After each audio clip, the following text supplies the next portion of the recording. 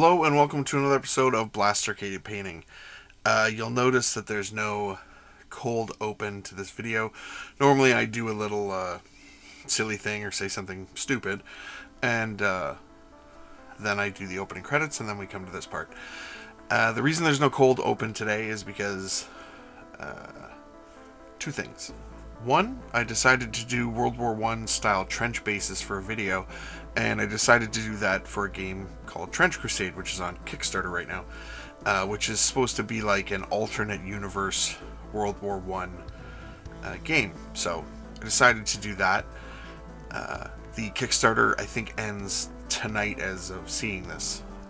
Number two, as I was recording it, I realized that this video will come out on Remembrance Day. So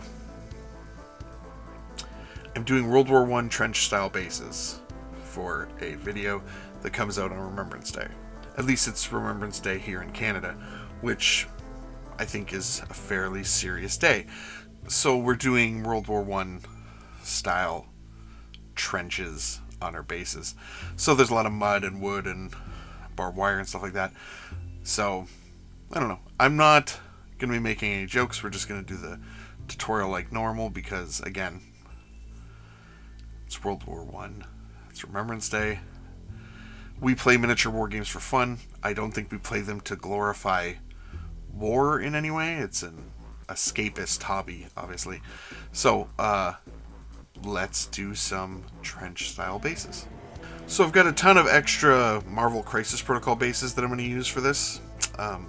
I'm going to start with my glue gun here, and I'm going to make some sort of craters so we can do some puddles later.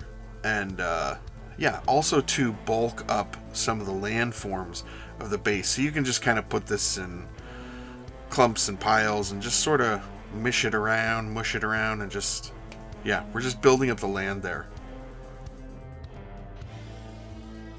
Next, I'm taking some stir sticks here, and I'm going to snip off just these ends that are kind of rounded. I don't want the rounded ends. And then I'm going to just break them off in little tiny pieces.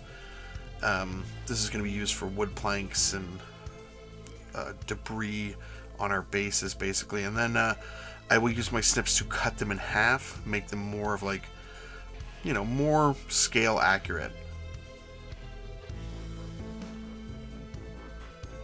So once we have our little pile of wood here, that works out. They look like the right scale. So we're going to take some toothpicks, and you know what? We're going to snip the ends off of these as well.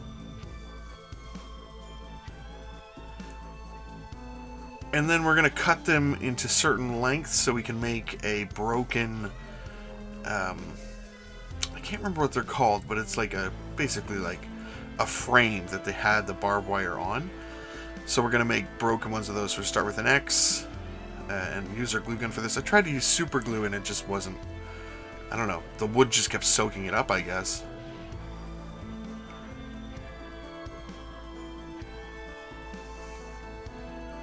Yeah, once we have our X here, we can then just put a little bit more glue on there and then make the bar that would be across, but since it's a broken one, we're just going to make it so it leans.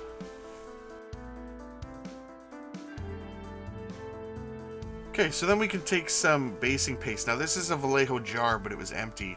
So what I did is I added sand, some glue, some water, paint, rocks, dirt, put it all in there, and I added this texture paste medium. Mixed all that together, and then we've got some basing paste. So you can kind of make that on your own if you want. And then, yeah, we're just going to slam it all over these bases. The advantage to using the glue gun to bulk up the form is that it dries super quickly and we don't have to wait too long. So this is going to give us our uneven form of land, and, you know, it's going to make it look very muddy and, yeah, fairly gross.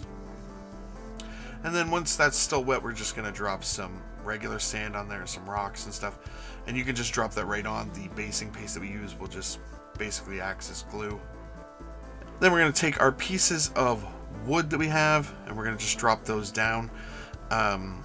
Again, this stuff kind of acts as glue, but it does help to push them down into it. You don't want to just let them rest on top. They're going to fall off. And we can take our little broken piece that we made and we can just jam that right in there too. And yeah, just glue that into that stuff. So what I'll do now is I'll take my brush and some of the stuff that's wet, I'm going to kind of just push it around the bases of all these things, sort of help to get it all stuck together.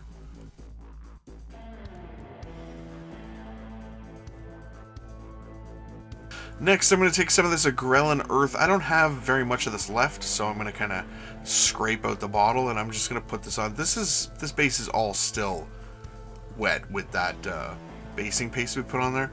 So it actually kind of helps mix it together with that basing paste. And we're just going to put on big piles of it so that we get some cracking sort of earth on here as well. And yeah, I like the Agrellan Earth stuff. So also take your basing paste and go in and make sure you do the bottoms of the puddle. I kind of left them before because I thought maybe I'd do something different, but now that I can see that it's going to be deep enough, perfect. I can just go in and kind of fill that in a little bit. And then we're going to take some razor wire. So you could just use like 1 mil wire if you have some, but I bought like 3 tubs of this quite a few years ago and never used it. So we're just going to wrap it tightly around a old brush. And that's a really old brush, man. And then pull it off, and we've got our coils of barbed wire. So we'll just snip little lengths of this, and you know, just use your snips. This stuff just comes right apart pretty easily. Not too long, and then I can kind of stretch it and shape it the way that I want, and I can just, again, stick it right down in there. This is all still wet, so you can see it's all still wet because there's stuff still moving around the base. But yeah, you kind of want to get it, you know, it's not a real perfect way to this, but just make it look good, I guess, or how you want it to look. Then I'll drop some super glue on some of that stuff just to hold it in. At this point, I will take the bases outside. I'll spray them with a dark color. I usually end up doing a rather dark olive color, but you could use black, you could use dark gray, whatever you want, and then I'll give it a zenithal of white. Now we'll move on. So this is what they look like, all zenithaled up. Pretty nice so far. And then we're going to take some brownish decay and some speed paint medium. So the speed paint medium is to thin it out, but also to increase the drying time, because we're going to do some wet blending stuff, of course. So just get that all over the ground, stay away from the wood and the barbed wire. Now we're going to take some burnished red and some desolate brown, and I'm literally just going to put drops right out of the bottle onto these colors. So that was the burnished red. Here's the desolate brown. We're just going to just drop them right on there. Now, it doesn't look so great yet, but we're going to take our brush next, and we're going to add some speed paint medium to our brush, and we're going to just kind of blend the colors together. We don't want it to be patchy. We want them to bleed into the original base color. So we just kind of want to move it around, but we don't want it over the entire base. We want little spots of it. And we're going to take some Wasteland Brown and some Speed Paint Medium. This is going to go all over those wood planks that we did. I really like this for like a weird sort of greasy wood color. And also the poles on that barbed wire holder. And we're going to take some fresh rust here. I'm just going to use this on all of the wires. Just going to put it over everywhere, basically. Yeah, this stuff's been out for a while. It's been sitting there. Rain, mud, wind, the elements. It's all pretty rusted up. Terrible barbed wire stuff. So just, yeah, get it on all of that wire.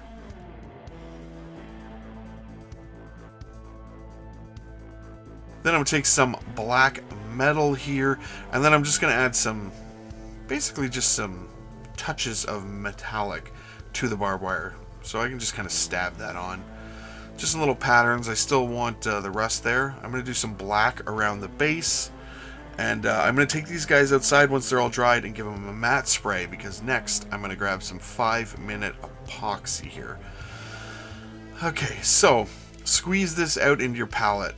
This is pretty thick, so then I add some alcohol to it. That thins it down so that we can actually like kind of work with it. It also increases the drying time, and I'm going to add a couple drops of soft tone. And I'm going to stir that up, and it's going to look white. Like completely white. Then I'm going to take it out with brush, and I'm just going to put it into these divots that I made, all these little craters that I made on the base. And eventually this will just clear up and then dry, and it's going to look great as little spots of water. And then I'm going to drop a little bit of sand on top of it. Just some like debris that's floating on the top of the water there. And yeah, these guys are done. These bases are done. Here they are. So here they are all finished up, and you know what? I'm really happy with them. They're cool trench bases. They don't have to be for World War I. They can be for any game, like Trench Crusade or Last War, but yeah, I really like these. I like basing. I don't do enough decent basing. I do some pretty bad basing, which is just like basing paste or sand and then contrast colors and some flock and stuff like that. It is nice to just get creative and make a really interesting base. What do you guys think? Are you interested in Trench Crusade? Are you playing any historical games that use World War I rules or World War I miniatures? These could be a good addition to any of your World War I games, or yeah, like I said, Trench Crusade or Last War, anything like that. And we want to thank our Patreon supporters, Charming Grenade, Richie Fender, and Liam Keogh. Thank you guys so much for supporting the channel. So thank you guys again for watching. Remembrance Day is a very important day here in Canada, at least it is for me. It's important to remember those who gave everything so that we could have everything that we have today. I'm not going to do any YouTube plugs. I'm not going to ask you all those things that I always ask you, so what I will ask you is to have a good day.